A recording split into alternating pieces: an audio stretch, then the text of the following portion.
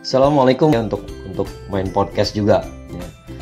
Kalau teman-teman mau lihat channelnya, namanya Suka-Suka Eja. Suka SUKA suka ya, 2 kali suka-suka Eja EDJA ya. Suka-Suka Eja ya. Silakan mampir ke channelnya.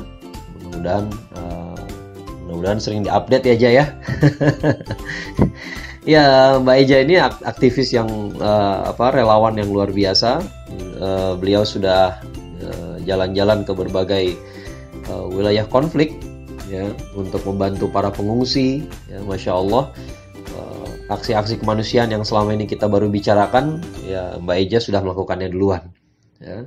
Jadi ya mudah-mudahan di podcastnya juga suatu hari Mbak Eja bisa sharing ya aktivitasnya sebagai relawan. Saya yakin ini banyak sekali yang tertarik mendengarkan. Kemudian teman saya yang kedua ya, namanya Mas Fikri. Mas Fikri ini tinggal di Depok. Dia adalah seorang desainer. Kalau kita melihat cover artnya Malnutrisi keren sekali. Ya itu yang mendesain beliau inilah ya, namanya Mas Fikri.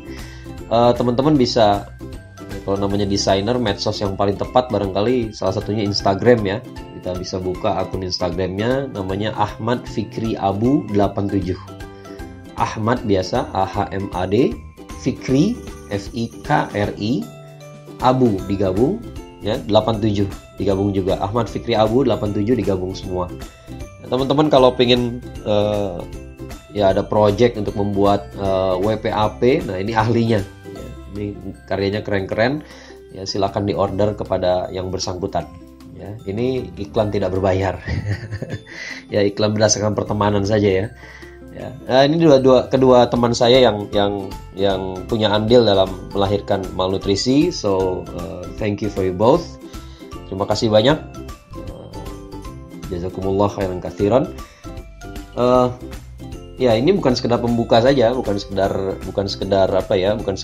introduction saja, tapi ini memang dalam episode ini saya ingin bicara tentang teman ya, dan saya awali dengan membicarakan tentang dua teman saya tadi. Ya, bagaimana sih teman-teman kita? Ya, apa sih pentingnya teman buat kita? Ya, kita akan bahas dalam episode kali ini. Ya, sahabat-sahabat Malnutrisi sekalian, coba kita tengok diri kita sendiri ya, sesuai dengan judul episode ini, look around ya. Coba kita lihat sekeliling kita ya, lihat diri kita dan lihat sekeliling kita ya. Ini sebenarnya look inside and look around ya. Ya, coba kita lihat sekeliling kita, ada berapa banyak sih orang yang mempengaruhi diri kita sesungguhnya ya. Atau mungkin pertanyaan yang lebih tepatnya untuk dijawab pertama kali adalah apa kita ini adalah makhluk independen ya, kan banyak orang senang menyebut dirinya I'm independent gitu ya, ataukah memang kita terpengaruh oleh teman-teman kita, atau kita sangat terpengaruh dengan keberadaan teman-teman kita ya. Kalau kita berani jujur ya, saya rasa ya, kalau kita berani jujur ya, kepada diri kita sendiri, saya rasa nggak ada sih orang yang berdiri sendiri gitu ya. Betapapun kalimat itu indah didengar ya, tapi kayaknya kita nggak pernah berdiri sendiri. Kayaknya kita ini memang sangat terpengaruh dengan lingkungan kita, dan oleh karena itu kita sadar nggak sadar kita pasti memilih lingkungan kita sendiri. Ya, kita memilih lingkungan kita yang kondusif. Ya, coba kita tengok diri kita sendiri sekarang. Mungkin teman-teman sekarang sekolah di sekolah yang bagus, di kampus yang bagus ya, kampus favorit, perguruan tinggi yang bagus ya, atau sekarang udah masuk dunia kerja ya, dapat pekerjaan yang baik gitu ya. Coba pikirkan baik-baik, kira-kira kita bisa apa sih kalau teman-teman kita nggak baik? Bisa nggak kita mencapai apa yang kita capai? Nggak bisa kita main sendirian ya. Jadi di situ saja sudah jelas bahwa kita ini butuh teman. Kita butuh teman-teman yang kondusif ya. Kita nggak bisa jadi orang hebat sendirian di bidang apapun itu ya. Mau nggak mau kita harus menciptakan atau mencari lingkungan yang kondusif buat kita, buat apa yang kita inginkan untuk diri kita. Oke lah, kita punya rencana sendiri Ya, kita punya rencana terhadap diri kita sendiri, tapi itu nggak membuat kita jadi independen 100%. Ya, kalau menurut saya sih sama sekali tidak independen gitu ya. Betul kita ini butuh orang-orang di sekitar kita yang bisa membantu kita stay on track gitu ya. Kalau kita mau jadi penghafal Quran misalnya, ya kayaknya agak susah kalau kita mau jadi penghafal Quran sementara teman kosan kita di kamar sebelah tukang mabok, kamar sebelahnya lagi tukang judi. Ya, sulit sekali. Ya, tapi kalau kita ngumpul bersama para penghafal Quran, ya, kalau kamar sebelah hafal 10 juz, kamar sebelah hafal 5 juz, ya masa kita nggak kecipratan 1-2 juz sih? Ya, make sense lah ya, masuk akal gitu ya. Jadi marilah kita melihat diri kita sendiri ya, dan ya, look around, ya lihat sekeliling kita, kira-kira siapa sih orang-orang yang mempengaruhi kita, yang membantu kita untuk apa ya, untuk membantu kita sampai pada tempat kita sekarang. Ya. Kalau saya melihat, ya kalau saya sih dengan jujur mengatakan bahwa banyak sekali hal dalam hidup saya ini yang dibantu oleh teman-teman. Ya, bahkan saya nggak bisa menemukan satupun hal yang dalam hidup saya di mana saya mencapainya sendirian. Ya, setahu saya nggak pernah sendirian. Gitu ya. Ada orang mengatakan, oh saya berusaha sendiri kok. Bahkan ketika kita sendiri, kita tuh nggak sendiri. Maksudnya apa sih? Ya, maksudnya ada dua hal yang saya maksud dari situ. Walaupun kita seorang diri, bukan berarti kita sendirian. Ya, pertama, kita seorang diri, tapi diri kita yang sekarang ini terbentuk dari tempaan lingkungan kita sebelumnya. Jadi kita yang sedang menghadapi masalah sendirian, kita sedang menghadapi masalah seorang diri, katakanlah kita sedang ujian, kan ujian sendiri ya, nggak kerjasama biasanya, ujian itu sendiri-sendiri biasanya. Tapi kita yang menghadapi ujian ini adalah kita yang sudah dibentuk oleh lingkungan kita. Kita yang sudah digembleng oleh teman-teman kita, bersama teman-teman kita, atau kita saling menggembleng mungkin lebih tepatnya ya. Kita juga membentuk mereka. Mereka membentuk kita membentuk mereka. Karena kita kumpul bersama teman-teman yang rajin belajar, yang ngerti bahwa mencontek itu nggak baik, maka kita menghadapi ujian dengan mentalitas demikian. Karena kita kumpul bersama teman-teman yang percaya diri, yang nggak takut menghadapi tantangan, maka kita menghadapi ujian dengan cara demikian. Nah sekarang kalau kita berkumpul sama teman-teman yang negatif, yang belum apa-apa, belum masuk ke ruang ujian, udah mikirin gimana caranya curang. Orang curang tuh tandanya dia yakin dia nggak bisa berhasil dengan jujur gitu ya. Makanya orang tuh curang. Ya. Nah kalau kita berkumpul dengan orang-orang yang curang sehari-harinya, ya, dengan orang-orang yang betul-betul selalu melawan peraturan, ya, selalu pingin jalan pintas saja. Nah, maka ketika kita menghadapi sebuah ujian dan kita menghadapinya seorang diri, kita menghadapi dengan jiwa yang sudah dibentuk oleh lingkungan itu. Ya, jadi itu yang pertama, bahwa kita ini sebenarnya walaupun seorang diri, kita nggak sendirian. Ya. Yang kedua, ya, walaupun kita menghadapi sesuatu seorang diri, kita sebagai muslim mengetahui bahwa kita nggak sendirian. Kenapa? Karena ada yang di sisi kita. Siapa yang di sisi kita? Yang pertama jelas Allah. Allah ada di sisi kita. Allah ada bersama kita. Allah tuh nggak pernah meninggalkan kita. Ya. Nah, tapi kita sedang bicara tentang orang-orang di sekitar kita. Ya. Kalau Allah bersama kita, itu mungkin kita akan bahas pada episode yang lain, gitu ya. Tapi sekarang saya ingin mengatakan bahwa sebenarnya kita nggak pernah baik. Ya. Kalau nggak orang baik, ya jangan. Ya, minta nasihat tuh ke orang yang baik, jangan minta nasihat ke orang yang hidupnya lebih berantakan daripada kita. Yang hidupnya lebih berantakan daripada kita ya adalah orang yang harusnya menerima nasihat dari kita. Kitalah yang harus ngasih nasihat kepada mereka. Anyway, walaupun dalam proses memberi nasihat sekalipun, itu pun membentuk diri kita, ya enggak? Kalau kita punya teman gitu ya, yang butuh bantuan kita, lalu kita membantu dia, ngerasa nggak bahwa ketika kita membantu teman kita, sesungguhnya kita menolong diri sendiri juga? Ngerasa nggak bahwa hati kita tuh merasa puas gitu, kalau kita sudah bisa membantu orang lain? Ya, itu kepuasan yang nggak bisa diganti dengan uang. Tadi saya cerita soal teman-teman saya Mbak Eja ya, sebagai relawan. Coba tanya ke dia, ya. Coba tanya ke Mbak Eja ya, apakah kepuasan menjadi relawan menolong orang lain itu bisa ditukar sama uang? Ya. Nggak bisa. Oleh karena itu sekali lagi, apa sih pentingnya teman? Menurut saya teman itu artinya teramat sangat penting gitu ya. Susah untuk saya menggambarkannya gitu ya. Yang jelas diri kita yang kita kenali sekarang ini adalah hasil dari bentukan lingkungan kita.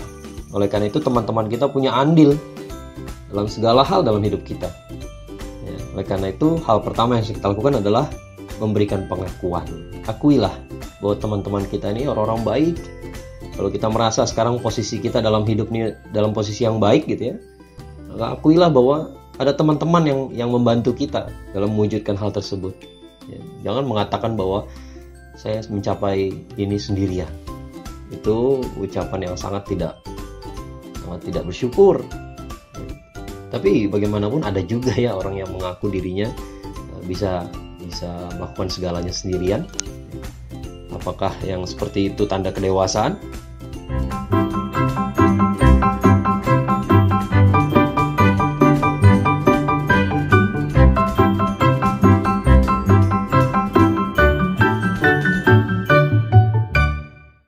Ya, sahabat-sahabat malnutrisi semua, tadi sudah saya jelaskan bahwa kita ini sebenarnya nggak ada yang berdiri sendiri. Kita ini bukan produk dari rencana kita sendiri. Ya, manusia punya rencana, tapi takdir itu nggak selalu sejalan dengan rencana. Ya. Dan diantara elemen dari takdir itu adalah orang-orang di sekitar kita, teman-teman kita. Kita nggak tahu kita akan kenal dengan siapa, akan berteman dengan siapa. Dan manusia itu sendiri adalah makhluk yang sangat dinamis ya. Mungkin kita dulu kenal si Fulan, temen SMP kita ya, ini anak hancur banget nih ya, nggak pernah belajar, suka bolos sekolah gitu ya, nggak bener lah pokoknya, suka tawuran. Begitu ketemu lagi pas kuliah ternyata udah jadi orang soleh, ya, rajin beribadah, lebih baik daripada kita. Ya, ada juga orang yang dulunya biasa-biasa aja, rajin belajar gitu ya, kutu buku barangkali gitu ya, barangkali bisa masuk kategori kutu buku, kacamatanya tebel gitu ya. Ternyata begitu ketemu lagi sekian tahun kemudian, udah berubah banget. Ya, udah jadi playboy, udah kehidupan malam, paginya tidur gitu ya, kayak kalong. Ya itulah manusia itu dinamis gitu ya. Jadi kita benar-benar nggak bisa menebak apa yang akan terjadi dalam kehidupan kita besok. Ya, itulah sebabnya kenapa kita harus berserah diri kepada Allah, karena Allah yang menuliskan takdir buat kita. Itu kita meminta kebaikan kepada Allah ya. Dan tapi bagaimanapun ada juga orang yang mengatakan, saya berpikir bebas ya. Orang-orang yang kayak begini biasanya anti betul sama agama.